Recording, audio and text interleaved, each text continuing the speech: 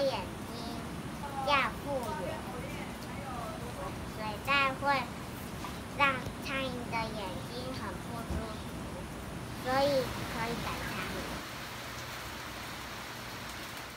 这个是以前小班长做的荡秋千，然后现在发现它会摇摇晃晃的，是因为这个荔枝树死掉了。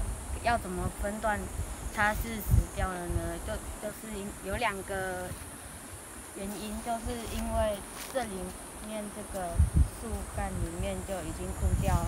第2个原因是旁边没有长新的枝芽，所以等一下我们要把这个茄子给它架上去。这些石头是用来支撑荡秋千，然后要铺水泥，如果有沙子，水泥就粘不住，所以我们要先洗干净，再把它放到荡秋千的洞。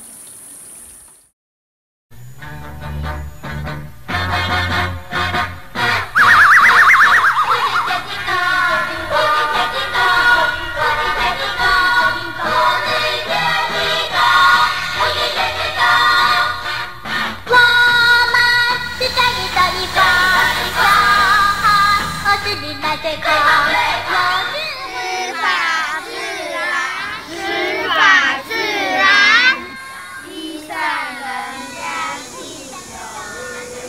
积善人家欠有余，因果，仁义礼智信，犯爱众，人不学不如物。德有伤，贻亲兄；德本财木。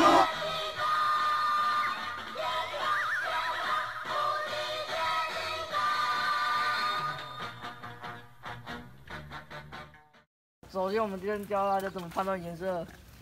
这个芭乐就看起来比较绿，所以看起来就是没有成熟。然后这个稍微看起来比较黄了一点，就代表它可以吃了，只是它比较脆，然后带一点芭乐的酸甜度。然后如果变得更黄一点，就代表它比较软，然后也比较甜。判断它成熟了没有，可以看它屁股如果这个屁股比较大，也代表它成熟了。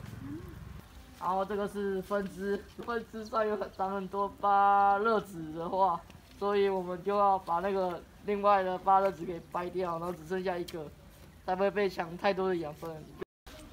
芭乐树下种了很多地瓜叶，长杂草会吸收养分，所以种地瓜叶，这样可以节省空间，也不会浪费吸收养分。